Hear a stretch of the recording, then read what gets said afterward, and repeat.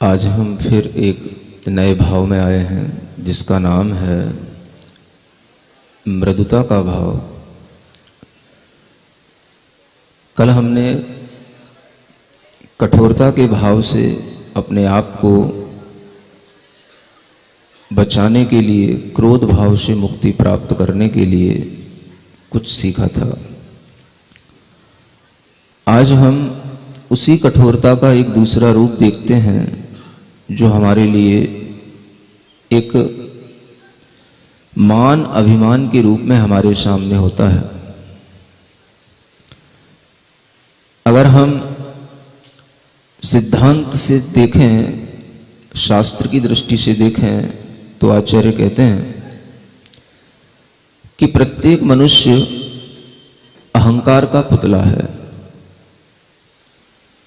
हर व्यक्ति के जीवन का प्रारंभ अहम से होता है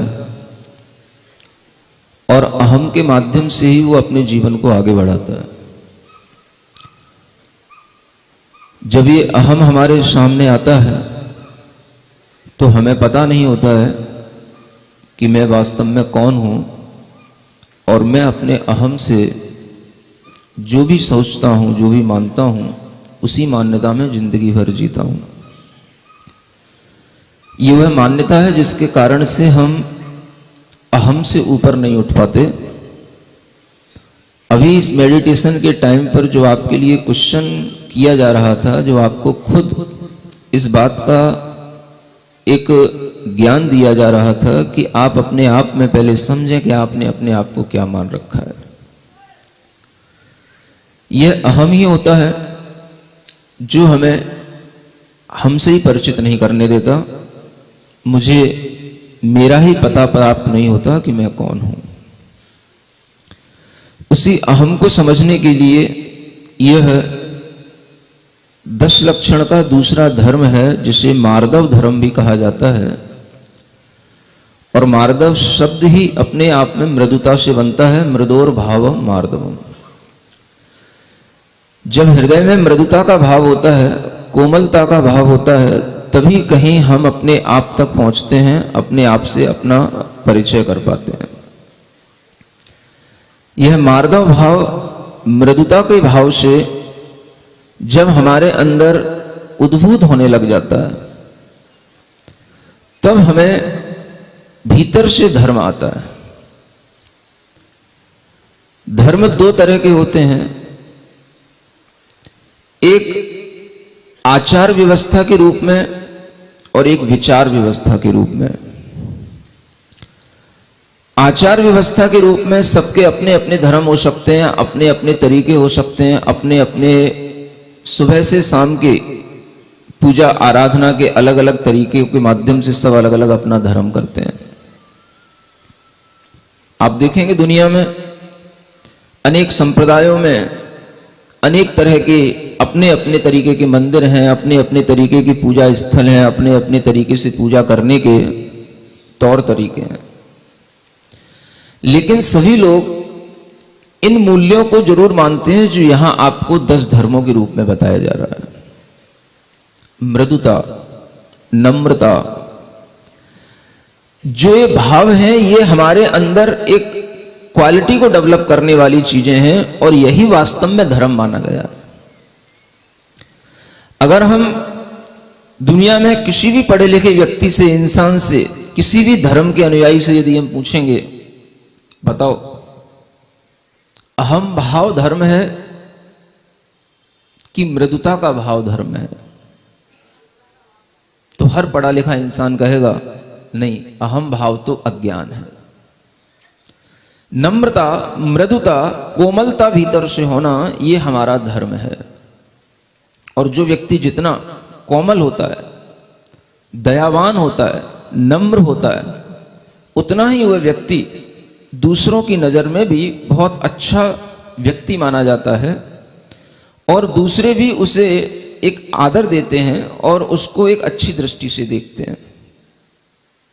अगर हम बात अपने घर से शुरू करें तो हमारे घरों में भी, कोई बैठा लिया करो, जब हम बात अपने घर से शुरू करते हैं तो हमारे घरों में भी कोई भी व्यक्ति अगर ज्यादा उग्र होता है, किसी भी तरह का अहम भाव अपने अंदर धारण करता है, तो बच्चा भी उसको समझ लेता है कि यह बहुत अहंकारी होकर के बात करते हैं। बच्चा भी अपने लिए ये देख लेता है कि कब हमारे सामने इस तरह की अहंकार की प्रस्तुति की जाती है और हुंकी भर करके हमारे सामने बड़ी बड़ी बातें की जाती हैं। जब हम अहंकारी बनते हैं तो हम बहुत बड़ी बड़ी बातें करते हैं, ऐसी बातें जिनका वास्तविकता से कोई लेना देना नहीं होता है। और अहंकार की यही सबसे बड़ी पहचान होती है कि जब हम बहुत बड़ी बड़ी बातें कर रहे हों, हमारे पिताजी ऐसे थे, ऐसे हैं, दादाजी ऐसे थे, हमारे नाना ऐसे हैं, उनके घर में ये होता है, हमारे लिए इतना पॉलिटिकल लोग हमारे पास में रहते हैं, इतना हमारे पास में महल है, इतना बड़ा पैसा है। ये जब हम बड़ी बड़ी बातें करते हैं, और ये बड़ी बड़ी बातें जब हम अपने बच्चों के सामने करते हैं, तो हमें लगता है कि शायद हम बच्चों को बड़ा बना रहे हों, लेकिन बच्चे उस समय पर बड़े नहीं बन रहे होते हैं। बच्चे या तो अहंकार के गुण सीख रहे होते हैं, या जब बड़े होकर के उनके अंदर समझ आएगी तो समझेंगे कि हमारे अंदर कितना अहंकार भरा गया और हमारे माता पिता कितने अहंकारी थे। जब अहम भाव बढ़ता चला जाता है तो बड़ाई बड़ाई का भाव, प्रशंसा प्रशंसा के भाव ही एक दूसरे के सामने रखे जाते हैं। हम रियलिटी में क्या हैं ये हम भूल जाते हैं। और जब भी हमारे सामने इस तरह की बड़ाई होती है तो हम दूसरे की अपेक्षा से ही अपने आप को बड़ा मान करके करते हैं। और जहां हम दूसरों से अपेक्षा रखने लग जाते हैं, वहीं पर हमारे अंदर या तो एक सुपीरियरिटी का कॉम्प्लेक्स आ जाता है, जो हमारे अंदर हमेशा अपने आप को बड़ा बनाए रखने के लिए भी एक चिंता पैदा कर देता है। अगर हमने एक बार बड़ी बड़ी बातें कर ली हैं, तो फिर अगर हमारे सामने कुछ ऐसा घटित हो जाए जो हमारे अहंकार के अनुकूल ना हो, तो उस समय हम भीतर से बहुत टूट जाते हैं। यह स्थितियां अगर बनती हैं तो ये हमारे अपने अहम के कारण से बनती हैं। इसलिए पहले के लोग कहा करते थे, बड़ी बात मत बोलो, बड़ा कौर दे लो। ये घर पे सुना करता था। कुछ समझ नहीं आया आपको? क्या समझ में आया? ये जुमले घर पे ही सुना करता था मैं बचपन से। बड़ी बात मत बोलो, बड़ा कौर दे लो। कौर दे लो माने अगर मुंह ज्यादा खुलता है, ज्यादा बड़ी बड़ी बातें करना आता है, तो बड़ा कौर मुंह में डाल लो तो मुंह थोड़ा सा बंद हो जाएगा। ज्यादा बड़ी बड़ी बातें मत किया करो। हमारे अंदर इस तरह के ज्ञान अगर हमें बचपन से सिखाए गए हैं तो हम अपने आप को अहंकारी बनने से रोक सकते हैं।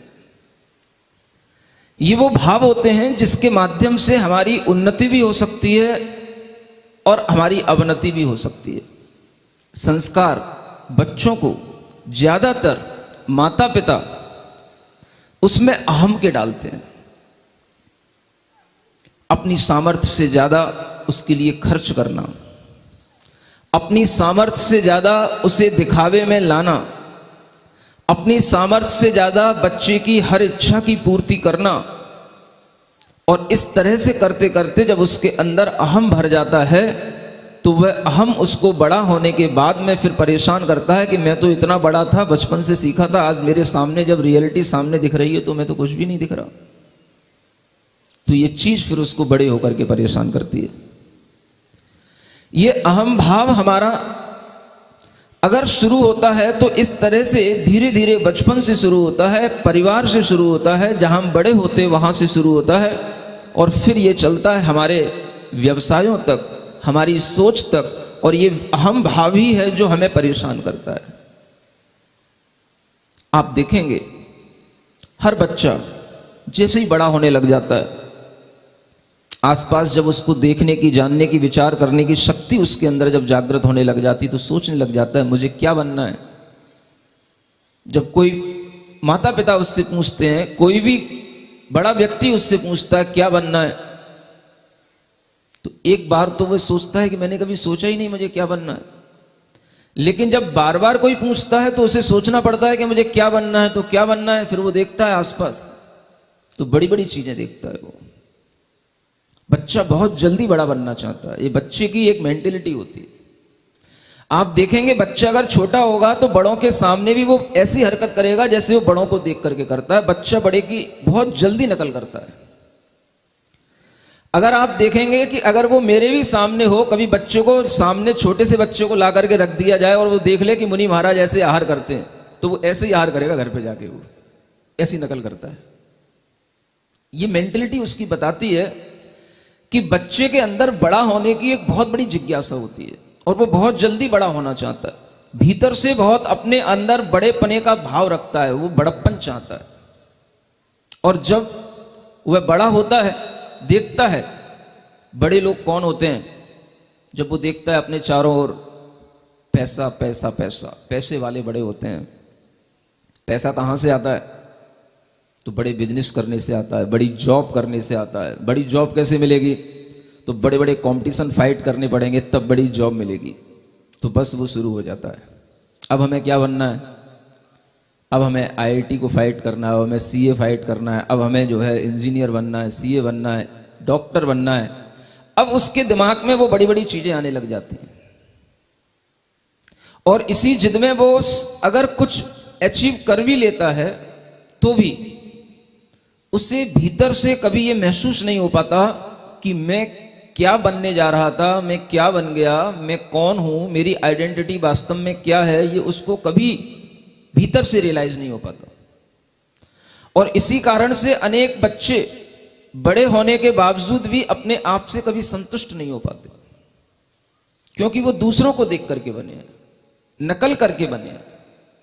उन्हें बनना पड़ता है, उनके अंदर ये भरा गया है बड़ा बनना है, और वो नहीं बन पाते जो उन्हें बनना चाहिए। वो बनते हैं जो उनके रिश्तेदार कहते हैं, जो उनके माता पिता कहते हैं, जो उनके बगल के पड़ोसी लोग कहते हैं, वो उन्हें बनना पड़ता है।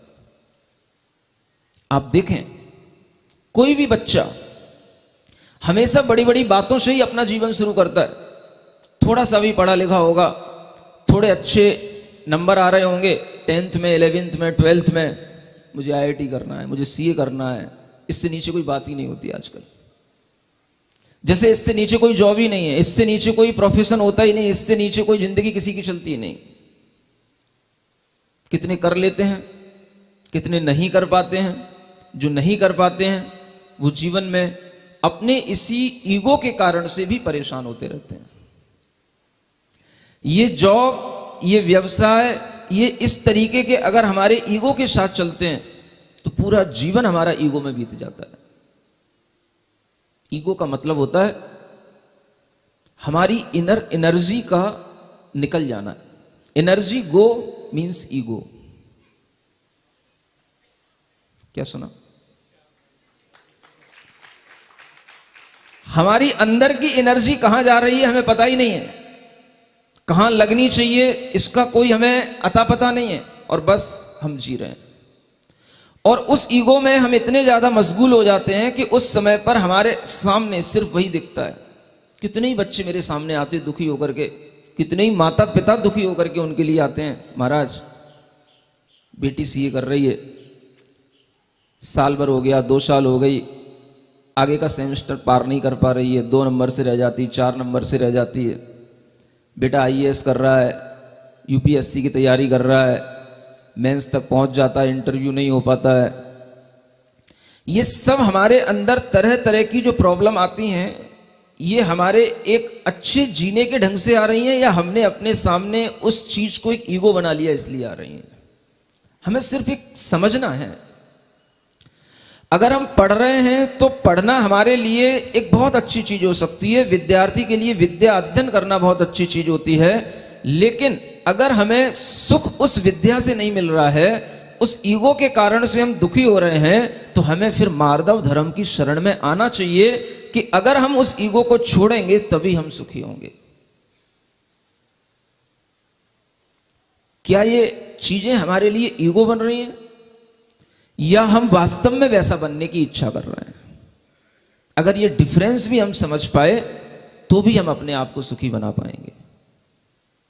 यह मार्दव धर्म हमारे लिए सुखी बनाने के लिए है और यह सुखी बनाने में आपकी मदद भी करेगा, लेकिन जब आप अपने ईगो को कंट्रोल करेंगे। ये ईगो क्या है? एक ऐसा मानसिक रोग है जिसके कारण से व्यक्ति अपने आप को दूसरे से कंपेयर करता है, अपने आप को दूसरे से सुपीरियर बनाने की कोशिश करता है। हर व्यक्ति को अपने आप में सुपीरियर बनना चाहिए, मैं मानता हूं। हर बेटे को, हर बेटी को अपने आप में ग्रेट बनना चाहिए, सुपीरियर बनना चाहिए, लेकिन कंपटीशन के थ्रू नहीं। ये कंपटीशन एक शब्द ही ऐसा पूरी इस शिक्षा नीति में डाल दिया गया है कि जब तक ये कंपटीशन शब्द नहीं हटेगा तब तक बच्चा ग्रो नहीं कर पाएगा, उसका ईगो कभी मिटेगा नहीं। पूरी शिक्षा नीति इसी कंपटीशन पर आधारित है। बिना कंपटीशन के कोई भी आगे बच्चे की प्रोग्रेस नहीं है, कोई भी आगे बच्चे के लिए शिक्षा नहीं है। किसी भी तरीके की एजुकेशन में अगर उसे आगे बढ़ना है तो उसे कंपटीशन फाइट करना है, कंपटीशन फाइट करना है। बस शुरू से वो फाइटिंग शुरू कर देता है भीतर से। और कंपटीशन का मतलब ही है दूसरे के ऊपर बढ़ चढ़ के आना, दूसरे को गिराना, दूसरे से अपने आप को सुपीरियर घोषित करना, इसका नाम ही कंपटीशन कहलाता है।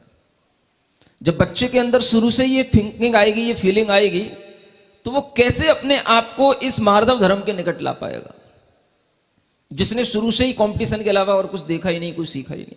अब तो छोटे छोटे से बच्चे, 8th के 9th के बच्चे, ऐसे कंपटीशन जो विदेशों में भी जाकर के वहां पर अपना प्रेजेंटेशन दे करके आते हैं, और कोई किसी खेल में, कोई किसी खेल में अच्छे मेडल जीत करके लाते हैं, तो वो बड़े खुश होते हैं।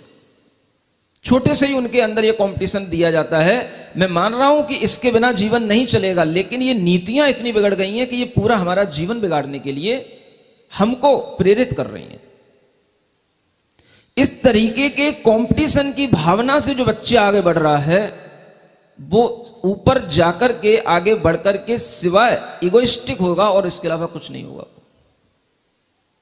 और आप देखोगे कि जैसे इस तरीके के जब आपको इगोइस्टिक लोग मिलेंगे, तो इस तरह के लोग जो उससे नीचे लेवल के लोग होते हैं, उनसे कभी अच्छे से बात नहीं करेंगे,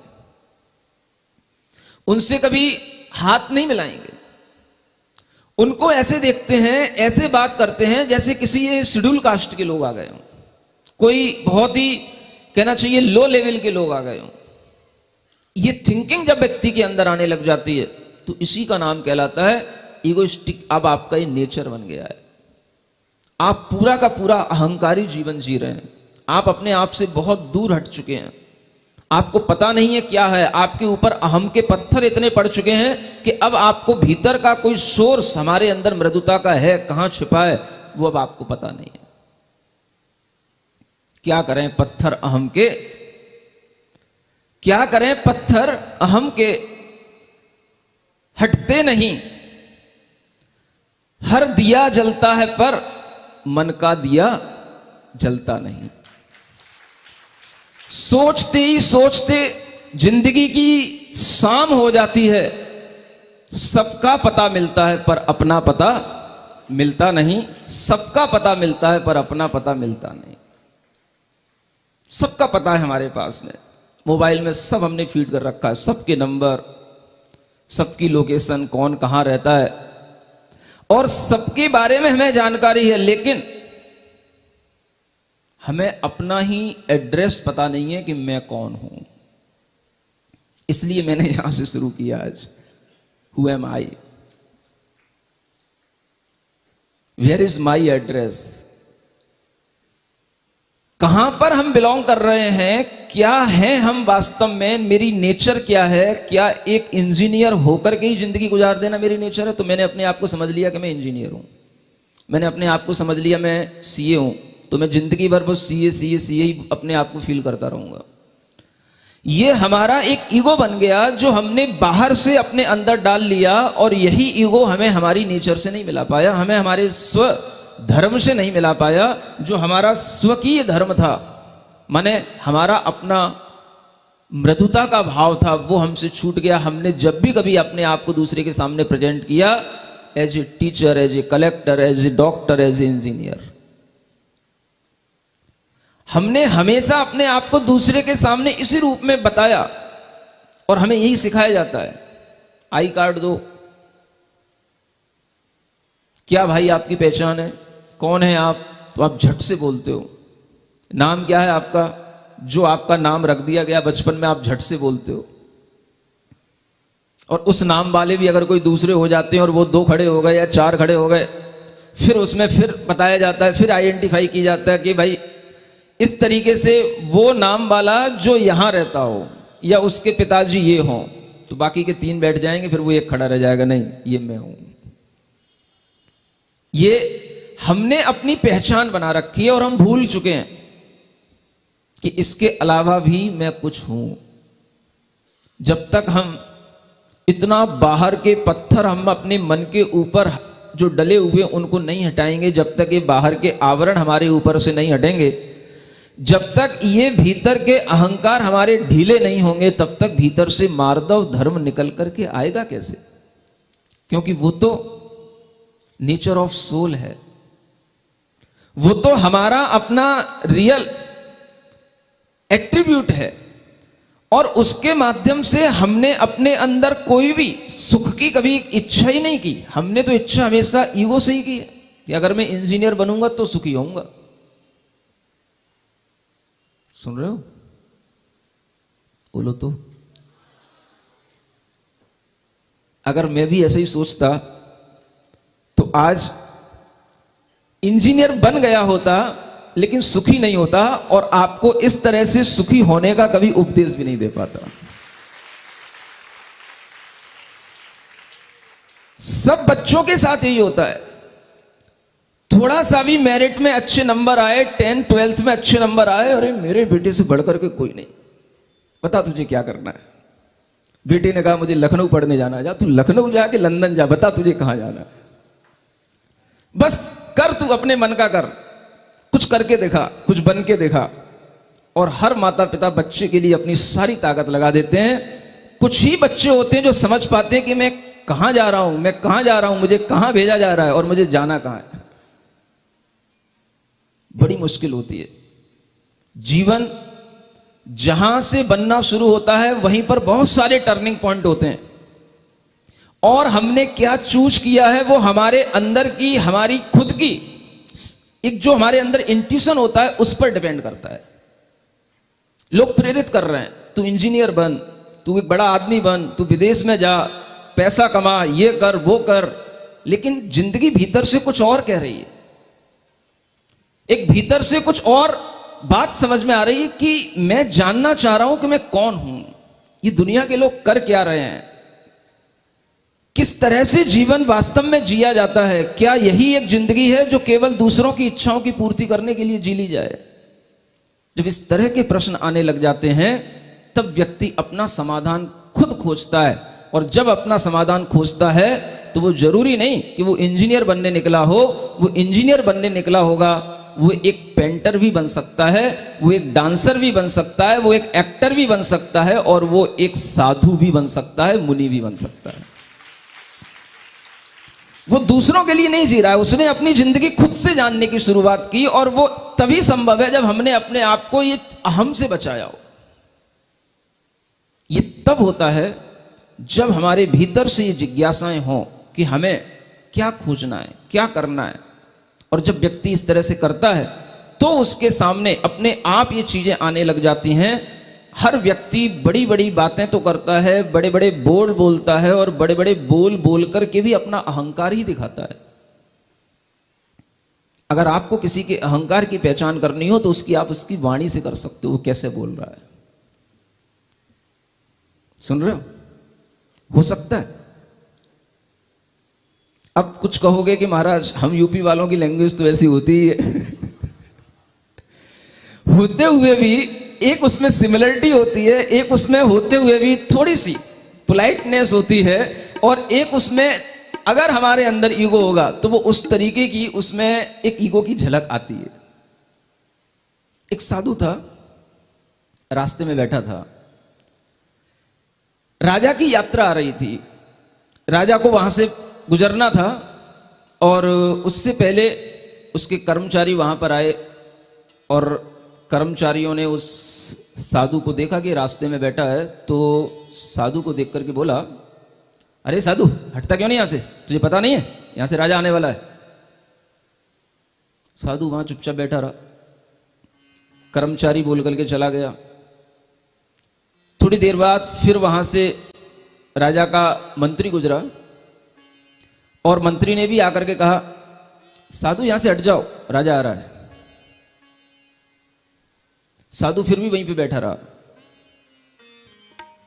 थोड़ी देर बाद फिर वहां से राजा ही आ गुजरा और जब राजा ने देखा कि ये बीच में बैठा है तो कुछ बात तो होगी, मंत्री भी यहां से गुजरा होगा, उसने भी इसको हटाया होगा, कर्मचारी भी गुजरा होगा, उसने भी हटाया होगा, तो राजा खुद जिस हाथी की सवारी कर रहा था वो हाथी से उतर करके आया और उसने खुद आकर के साधु के पास कहा, साधु जी प्रणाम, आपको क्या कष्ट है, आप यहां बीच रास्ते में क्यों बैठे हैं। तो जैसे ही साधु ने ये बात सुनी तो उसने कहा, राजन मैं आपका ही इंतजार कर रहा था। राजा ने देखा कि उस साधु को दिखाई नहीं देता है, वो आंखों से अंधा है, वो सूरदास है। राजा ने उससे पूछा, तुम्हारी आंखें तो दोनों ही खराब है, तुम्हें दिखता तो है ही नहीं है, फिर तुमने कैसे पहचान लिया कि मैं राजा हूं। साधु बोला, राजन मैंने केवल आपको ही नहीं पहचाना, इससे पहले भी जो लोग आए थे उनको भी पहचान लिया। सबसे पहले हमारे पास में तुम्हारे कर्मचारी आए और बड़ी भद्दी लैंग्वेज में बोले, बड़े बुरे तरीके से बोले, हट जा यहां से, क्यों बैठा बीच में। फिर तुम्हारा मंत्री आया, उसने थोड़ी सी कुछ लैंग्वेज अच्छी बोली, साधु यहां से हट जाओ, राजा आने वाला है। और जब तुम आए तो तुमने प्रणाम किया और साधु जी करके बोला, क्या कष्ट है ये पूछा, ये बताता है बड़प्पन तुम्हारा कि तुम राजा हो। उससे पहले जो आया था वो मंत्री था और उससे पहले वो आया था वो एक सामान्य कर्मचारी ही था। सुन रहे हो? आदमी की पहचान करना सीखो। आदमी की पहचान उसके वाणी से होती है और वाणी में उसका अहंकार झलकता है। अहंकार से अगर हम उस आदमी को पहचान करना सीख गए तो समझ लेना कि हमने आदमी को समझना सीख लिया। और आदमी को अगर हम इस तरीके से समझते चले जाएंगे तो आपको जिंदगी में हर चीज अच्छी समझ में आएगी। ये मार्दव धर्म बनावटी नहीं होता है। आप चाहोगे भी तो बनावटी भी करने की कोशिश करोगे तो कर नहीं पाओगे। जैसे बनावटी कोई टोपी हम अपने ऊपर लगा लें, कोई कपड़ा पहन लें, पता नहीं पड़ता वो कब कहां से खिसक गया और हमें पता ही नहीं होता, हम अपने ओरिजिनल रूप में आ जाते हैं। ये बनावटी नहीं होता है, ये वास्तविक होता है। अगर मृदुता का भाव, मार्दव का भाव आपके अंदर होगा तो आपकी लैंग्वेज सॉफ्ट होगी। आप अपने बच्चों से, अपने रिलेटिव से, अपने सॉफ्ट नेचर के साथ सॉफ्ट लैंग्वेज में बात करेंगे और ये सॉफ्टनेस आपकी वाणी में आनी चाहिए। सुन रहे हो? सॉफ्टनेस जानते हो? चलो कोई बात नहीं, हार्डनेस तो जानते ही होगे। उसी को ही मिनिमाइज करोगे तो वो सॉफ्टी हो जाएगी। सॉफ्टी तो बहुत खाते होगे, नहीं सुन रहे हो? अब नहीं चलती क्या? चलती है, हाँ, बड़ी सॉफ्ट होती है। जिस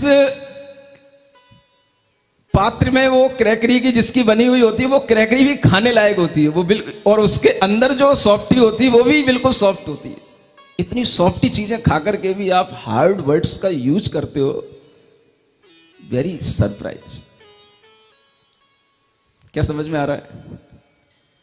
जैसा खाते हो वैसा बोलने की भी तो कोशिश करो। आपको हर रसगुल्ला खाना है, मुलायम मुलायम चीजें खाना है, नॉन खटाई खाना है, सब तरीके की आपको मुलायम मुलायम चीजें खाना है। और जब बोलने की बात आती है तो आप अकड़ के बोलते हो, हार्ड वर्ड्स यूज करते हो। ये सीखना है। अगर हम नम्रता का भाव ला रहे हैं भीतर से, अगर हमारे अंदर मृदुता धर्म आ रहा है तो हमारी लैंग्वेज अच्छी होगी, हम दूसरों के साथ में विद रेस्पेक्ट बोलेंगे। और अगर हम इतना सीख लिए कि हमें दूसरों को रेस्पेक्ट करके दूसरों के साथ में बोलना है, तो बस यही आपके लिए जीवन की सबसे बड़ी सार्थकता होगी। और इसी में आपको भीतर से महसूस होगा कि मैं मार्दव धर्म का भी कुछ कुछ अंश में पालन कर रहा हूं। इससे आपको सुख मिलेगा। आप पूछोगे कि इससे सुख कैसे? जब आप किसी को हर्ट नहीं करोगे, जब आप किसी के साथ में बड़ी बड़ी बातें नहीं करोगे, तो सामने वाला व्यक्ति तुमसे वास्तव में प्रेम करेगा। चाहे घर का बच्चा हो, चाहे हमारे बड़े माता पिता हो, चाहे स्कूल के गुरुजन हो, कोई भी हो, कोई भी रिलेटिव हो, अगर आप उतनी ही बात करते हो जितनी आपकी ईमानदारी के साथ में आपके लिए होनी चाहिए, और आप बड़ी बातों में अपना मौन ले लेते हो, तो आप ये मान के चलो कि दूसरे लोग आपको अच्छा समझेंगे और आपको प्रेम देंगे। उससे जो सुख मिलेगा वो मानसिक सुख, वो मार्दव धर्म का सुख होगा, मृदुता का सुख होगा। पहले जब बच्चे होते थे, मैं खुद महसूस करता हूं इस चीज को, जब भी कभी अपने से बड़ों से मिलता था, जय जिनेंद्र करता था, हाथ जोड़ करके करता था। मंदिर से घर तक आने में जितने भी लोग बीच में मिलते थे, हमें देखते थे, दुकानदार होते थे, जैन होते थे, उन्हें पता होता था ये बच्चा आएगा तो जय जिनेंद्र करेगा। और वो जैसे ही देखते थे, बड़े बड़े लोग भी जो उम्र में हमसे 20-20, 25-25, 30-30 साल बड़े होंगे, वो भी अगर हम उनसे जय जिनेंद्र करते हैं तो वो जय जिनेंद्र करने के लिए हाथ जोड़ लेते थे। उन्हें पता होता था कि नहीं, इस तरह से भी हमारे लिए कोई सम्मान देने वाला है। और जब हम किसी को सम्मान देते हैं तो उसके प्रेम से जो हमें सुख मिलता है, उसी का नाम है मार्दव धर्म का सुख। आप पूछते हो धर्म से सुख कैसे मिलेगा? क्यों नहीं मिलेगा? क्या धर्म इतनी बेईमानी चीज है कि बस आज हमारे लिए केवल बड़ी बड़ी बातें की जाएं कि भाई धर्म करने से स्वर्ग मिलेगा, मोक्ष मिलेगा, वहां सुख मिलेगा? अरे वहां मिलेगा तो कुछ अंश यहां भी तो होगा। अगर यहां कुछ नहीं है तो वहां भी कुछ क्या होगा? तो धर्म इसमें नहीं है कि हम कितनी पूजाएं कर रहे हैं, कि हम कितना मंदिर जा रहे हैं, कि हम कितनी बार मंदिर जा रहे हैं। धर्म इस भाव में है कि हम कितने मृदु बन रहे हैं मंदिर जाकर के। मंदिर में भी आकर के हमें मृदु बनना सिखाया जाता है। अगर हम उस तरीके की सॉफ्टनेस अपने अंदर मंदिर में ला करके नहीं ला पाए अपने अंदर, तो पूजा तो हुई, धर्म नहीं हुआ। बुरा नहीं मानना, पूजा तो हुई, धर्म नहीं हुआ।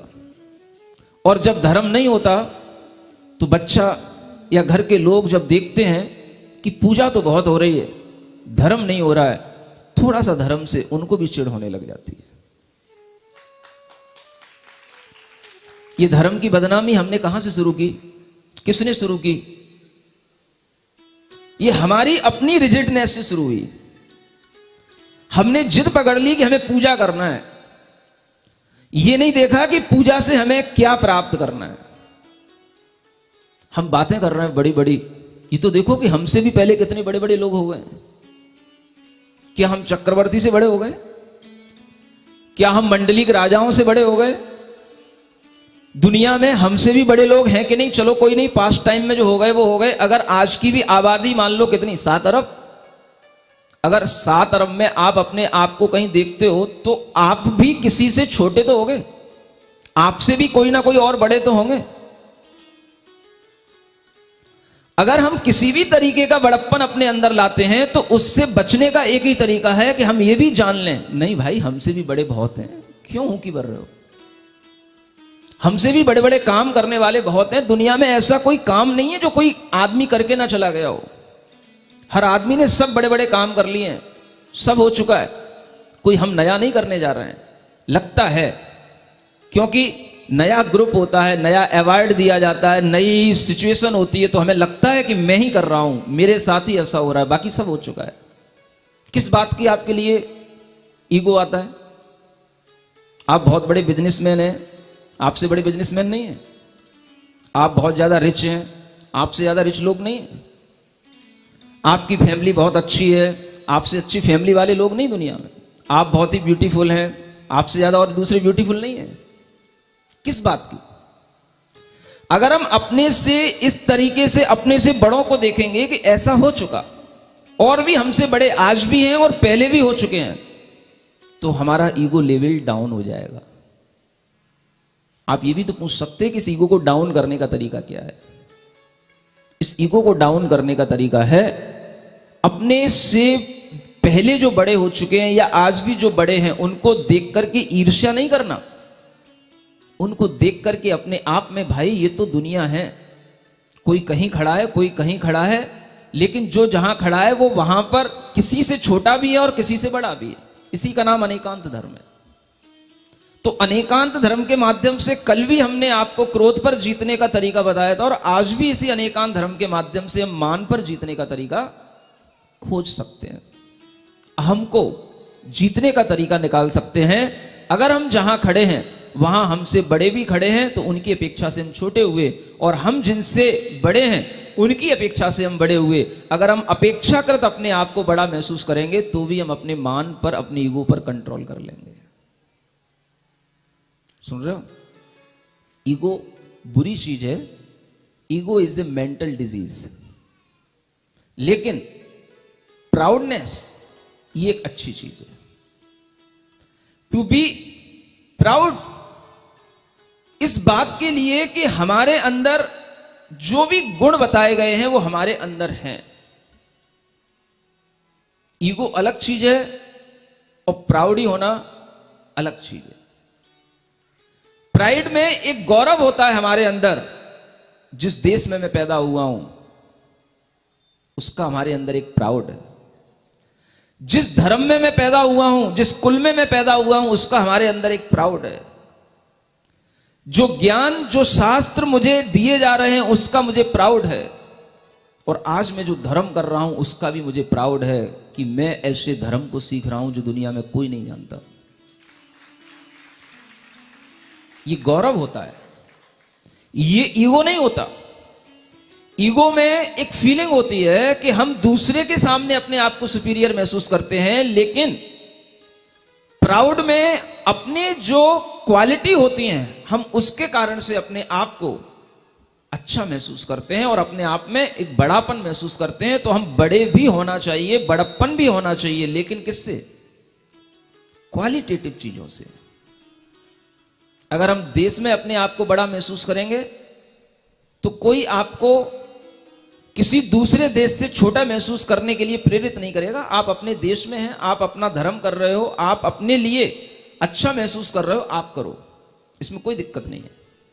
लेकिन जब आप अपने को बड़ा समझ करके दूसरे को गिराने की इच्छा करने लग जाते हो, या दूसरे को बिल्कुल डाउन करने की इच्छा करने लग जाते हो, या दूसरे को बिल्कुल मिटाने की इच्छा करने लग जाते हो, तो ये ईगो हो जाता है। हम कई बार धर्म की प्रशंसा करते हैं, जैन धर्म बहुत अच्छा है, जैन धर्म बहुत अच्छा है। हम गलत नहीं करते हैं, हम आपके अंदर एक गौरव पैदा करते हैं। हमें जैन होने का गौरव है, हम कहेंगे दूसरों से हमें जैन होने का गौरव है, लेकिन इसका मतलब यह नहीं है कि हम दूसरे को कभी निग्लेक्ट कर रहे हैं, हम दूसरे को नीचा दिखा करके ऊपर अपने आप में बढ़ रहे हैं। नहीं, ये हमारा गौरव है, हमारे लिए है, ये हमको एनर्जी देता है। तो हर व्यक्ति के अंदर इस तरीके का प्राउड भी होना चाहिए, और जब आपके अंदर इस तरीके का प्राउड होगा तो आप गलत कामों से बच पाओगे। अगर आपका धर्म अच्छा है, आपकी जाति अच्छी है, आपका कुल अच्छा है, तो आप उनकी जो रियल वैल्यूज हैं उनको फॉलो करोगे, तो आप अच्छे बनोगे। अगर आपको ये सिखाया गया है कि जैन धर्म में रात्रि में भोजन नहीं किया जाता, और आप अगर ये प्राउड महसूस करोगे कि मैं जैनी हूं, तो रात्रि में भोजन नहीं करोगे। ये सिखाएगा हमें कौन सा धर्म? मार्दव धर्म। सुन रहे हो? तो to know the difference between ego and proud, ये भी जानना जरूरी है। अगर आपके अंदर इस तरीके का, आज के बच्चों में ये प्राउड भी नहीं रहा, उनको इस तरीके की चीजें सिखाई जाती हैं, ऑल आर सेम। एक सिक्युलरिटी का एक फंडा चलता है, सिक्युलरिज्म। ये सिखाया जाता है कि सब कुछ सबके सब धर्म एक समान है। धर्म समान है इसका मतलब ये नहीं है कि हमारा धर्म बिल्कुल किसी के अंदर घुस गया। हमारी अपनी आइडेंटिटी है, हमारी अपनी एक अलग पहचान है, और उसी पहचान के बदले में आज आपके सामने अगर इतिहास में भी मिलेगा तो हिंदू धर्म के अलावा एक जैन धर्म पहले हिंदू में ही माना जाता था, लेकिन अब इतिहास की पुस्तकों में भी आपको यह मिलेगा कि हिंदू धर्म अलग है और जैन धर्म अलग है। ये सीखो, ये गौरव से बोलना सीखो, ये बच्चों को सिखाओ। ये कोई भेद विज्ञान नहीं, भेद करना नहीं सिखाया जा रहा है, ये कोई बंटवारा नहीं सिखाया जा रहा है, ये आपको आपकी क्वालिटी से परिचित कराया जा रहा है। आपकी क्वालिटी कुछ अलग है, और वो क्वालिटी तभी अलग होगी जब आप अपने आप को अलग से आइडेंटिफाई करोगे। पहले के इतिहासकारों ने ये गलतियां की, बाद में उनको बताया गया, सुधारा गया, और फिर लोगों ने सुधारा कि नहीं। कितने ही आप इतिहासकार देख लेना बड़े बड़े जिन्होंने ये माना कि नहीं, हिंदुइज्म के जो तौर तरीके हैं, जो उनके अपने पूजा पाठ के तरीके हैं, या जो उनकी संस्कृति के फंडामेंटल्स हैं, वो जैन्स के फंडामेंटल से बिल्कुल अलग है। बड़े बड़े इतिहासकारों ने यह बात स्वीकार की है। और इसी कारण से आपने देखा होगा कि जब आचार्य शांति सागर जी महाराज के समय पर यह हरिजन एक्ट लागू होने वाला था, तब भी उन्होंने इसी बात को सामने रखा था कि दुनिया के मंदिरों में कोई भी जा सकता है, लेकिन जैन मंदिरों में कोई भी व्यसनी प्रवेश नहीं कर सकता है, कोई भी जूता चप्पल लेकर के प्रवेश नहीं कर सकता है। हमारी अपनी पूज्यता, हमारी अपनी आराधना का तरीका अपना अलग है, और इस बात में जीत हुई। तुम जैसे लोग नहीं जीत सकते। जब तक हम अपने आप में अपनी वैल्यू को लेकर के दृढ़ नहीं होंगे, तब तक आपके अंदर कभी भी ये गौरव आ ही नहीं सकता है कि मैं जैन हूं, और जैन होने के नाते मुझे ये करना चाहिए और ये नहीं करना चाहिए। आज के बच्चे ये सब चीजें सीख करके क्या सीख रहे हैं? ठीक है, आपके धर्म में कहा जाता है रात में भोजन नहीं करना, मांस नहीं खाना, उनके धर्म में कहा जाता है खाना है। All religions are same. ठीक है, कभी खा लिया कभी नहीं खा लिया, ये सेम होने का ये नाता, ये तरीका निकल के आ गया। ऐसा ही सिखाना है बच्चों को। क्या सिखाना है? बोलो, बोलना बंद करूं, टाइम हो गया। क्या सिखाना है? बच्चों को सिखाओ कि जो हमें धर्म में मिला है, जो जैनिज्म के अंदर है, जो हमारे अंदर वैल्यूज हैं, हम उन वैल्यूज पे अपने आप को कायम रखें, तभी हमारा जीवन सफल होगा, तभी हमारा जीवन सार्थक होगा। ये चीजें हमें बच्चों को सिखाना है, और इस तरह से बच्चे सीखेंगे तो ही वो अपना जीवन आगे अच्छा बना पाएंगे। आज के लिए इतना पर्याप्त है। बोलो माधव धर्म की